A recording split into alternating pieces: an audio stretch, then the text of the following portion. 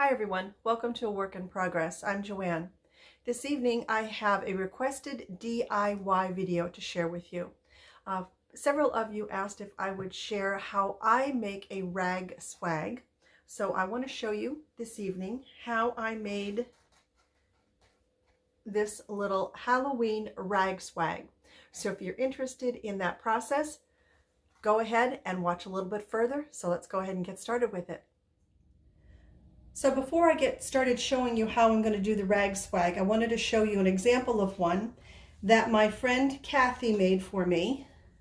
Beautiful job on this, Kathy did. I like the shorter pieces here.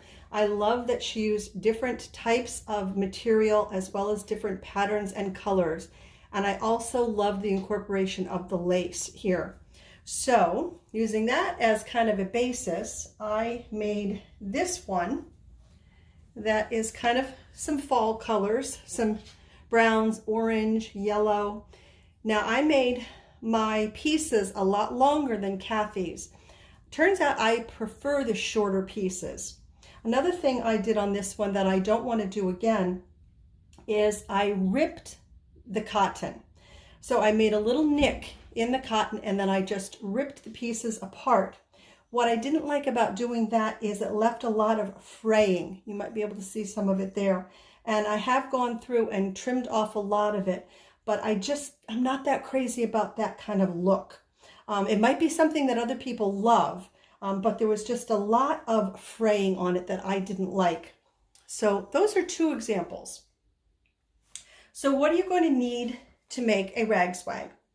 You're going to need some jute twine or some kind of cording that you're going to put your rag swag on.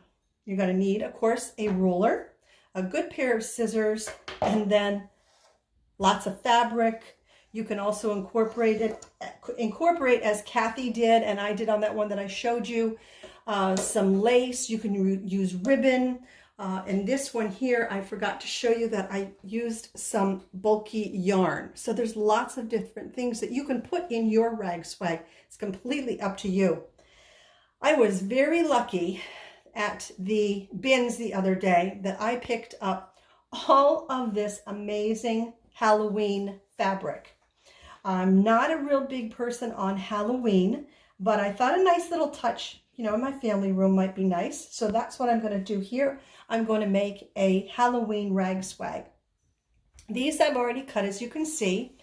I cut them down to a total length of 10 inches. So what that's going to do is once I wrap it around the cording, that'll give me about a 4-inch drop, if that makes sense, on the pieces that you're going to see. I think it'll make more sense as I get into it. So I'm going to show you how I cut my fabric. I've decided to use some more of this that has the little candy corns on it. So first, I want to make sure that my fabric is about, oh, perfect. This one is perfect. That was just dumb luck there. 10 inches long. And I'm going to take and just split my fabric along here because I want to make a whole bunch of these. So I'm just going to split it down there. I have another one here. I need to put my scissors in and split this. So if you want the shorter pieces that are going to be about, see, they'll be about 4 inches long.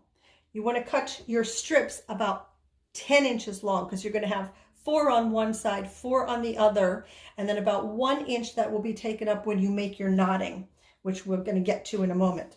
So let me make sure I've got my 10 inches here. Yep, there we go. I'm going to fold it over again. And I'm going to split down that fold. And your pieces do not have to be perfect. I try to make them about 1 inch or so wide. Some of them come out 1 inch, some come out a little bit less, and that's okay. I'm going to fold this over one more time. Again, I'm going to cut down that length of the fabric, and all you're doing here is making your strips. Ooh, it's getting hard to cut through. Okay, so these strips, if you can see, excuse me, are about 2 inches wide, and I want mine about 1 inch wide. So what I'm going to do is just eyeball it. I'm going to cut down here about in the middle of it. So that'll give me double the strips that are going to be approximately 1 inch wide. Again, you don't have to be perfect on this. If you want to be perfect, you most certainly can use a rotary cutter and a mat. That will make your cuts a lot more uniform. Let me see here. So here is, I had already cut some before. Just going to get all of these together.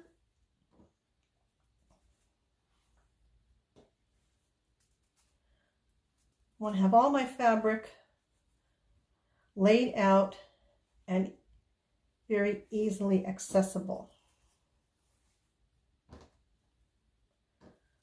Okay, so you've got the idea there. So I will cut this piece a little bit later if I need it. So now what I have to decide on is what my pattern, what I want my pattern to be. So you might have to play around a little bit and see what you like. I like to do this because then as I'm making the rag swag, you'll see you just pull the colors. You pull your different kind of fabrics. Let's see, I don't have enough of that, I don't think. Not sure if I have enough of that one either, which is sad. I like that. I hope I have enough of that orange. And then we have this black and orange sparkly kind of there. I'm going to try for the yellow. And then, oh, I have enough of this. This is a good one. Let me see. So I have to decide if I like this pattern that I have laid out here. And there you can see it all. Whoops, there you can see it all now. So do I like that pattern? I think I do, because I think the kind of black is broken up a little bit and you have a little bit of pops of color in between. I'm not going to put any lace or ribbon or anything with this one. Next, what you want to do is you're going to need to determine how long you want your swag to be. I'm going to make a kind of a short one that is going to go on my fireplace screen in front of my fire. So I've cut the twine to the length that I need it. And what I want to do on the end here is just make a simple little, like a little slip knot here. Oop, I want that further down, I think. Yeah, I got to move that down a little bit because I want that little loop to be bigger. Let's see, did I move that down far enough? Yep, there we go. So there's my loop. Now what I like to do is put this piece on something sturdy that I can use to kind of help hold this taut while I'm putting the fabric pieces on it. I don't have anything here that I can do that with, so I'm going to have to do the best that I can. Now here's how I do my, excuse me, my pieces. You fold them over like this. I should have you on the other side. Actually, hang on, I'm going to switch you over to the other side because I'm right-handed, and I think you're going to get a better view this way. So hold on just a second. There we are. I think that's going to be better angle for you. So you kind of make just a little loop out of it like this. Put your cord behind it. Loop the two ends through and pull. So see, it almost looks like a little tie, like the top of a man's tie. Now this is where it's good to, I think it's good to have your cord, your braiding, whatever you're using, taunt on something. But like I said, I don't have it. So I'm just going to move that up a little bit. And then I'm just going to go down the line.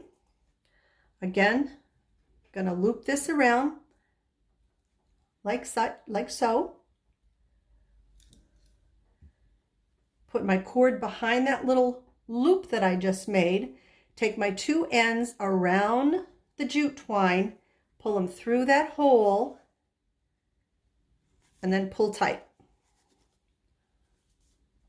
Now, don't worry if your little ties here are not exactly the same. It doesn't matter. You know, it's a rag swag. It's not going to be perfect. Now, I do like to butt them up against each other, though, so that you can't really see the cord in between. So that I do like to do. Don't worry if your fabric kind of flips around. It's not perfect. Onto your next color. Again, make that little loop. Put your twine behind the loop. Pull your, oh gosh, there we go. Pull your two pieces through that hole and then pull tight.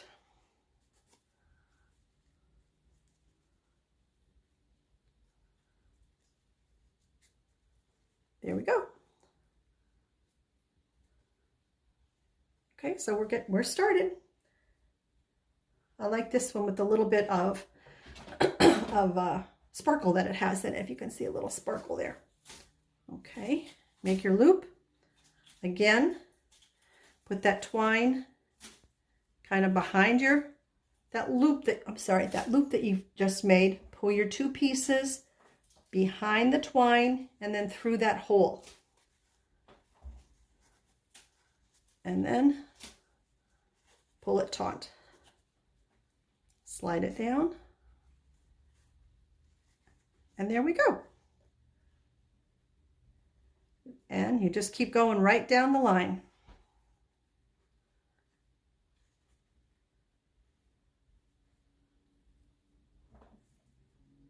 Oh, we're about to have a visitor.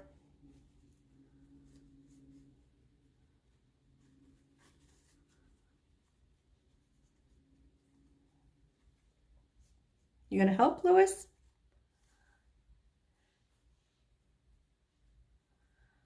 Again, make your loop. Put your twine behind the loop.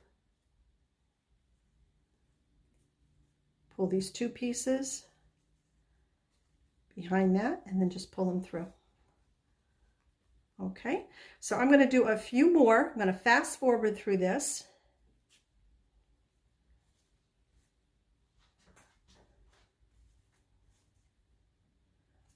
So you could see a little bit more progress on it. There we go. Oh, Louis is taking off with some of my fabric. No, buddy, come here. No, that's not your fabric. Come on, come on. Okay, so let's go ahead and get a few more of these done.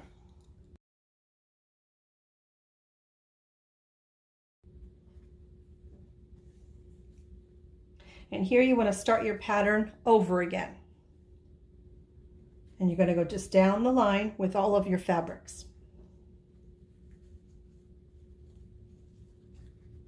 You could even, if you wanted to, not even have kind of a set pattern to how you want your fabrics to go. You could just pull them randomly if you like. Like I said, it is totally up to you. It is your rag swag.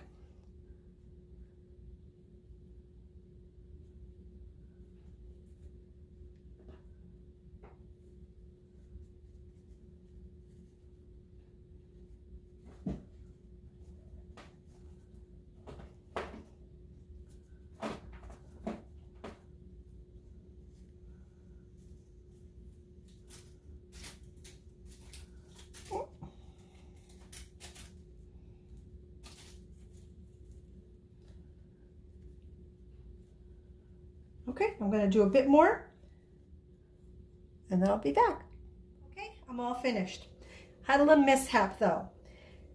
The cording is not as strong as I hoped it would be.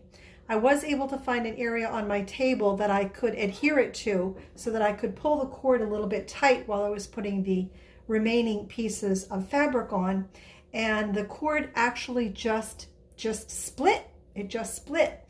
So I managed to tie the ends together with a little knot there. I'm going to trim off that excess twine, and then yep, you could barely see where that happened. But do be careful if you do use the twine, that if you pull it too tight, you risk the chance of it snapping like mine did. So now I want to make the end piece for it. Where is the end? Here it is. So I want to make the end piece as close to being identical as I can because I want it to be symmetrical. So let's see here.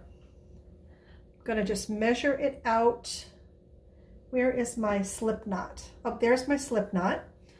Okay. So I just want to double that up. What I'm going to do is go ahead and make my slip knot here, and then just see if I could make it the same length as the other side.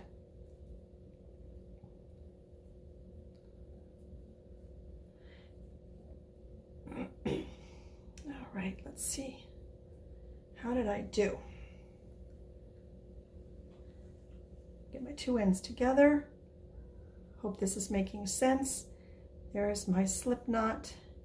Here's the new one that I just made, and they're pretty good. All right, so I'm going to go ahead and tighten this up. Okay, there we are. So we are all done. I want to just snip the extra twine off just to kind of clean things up a little bit.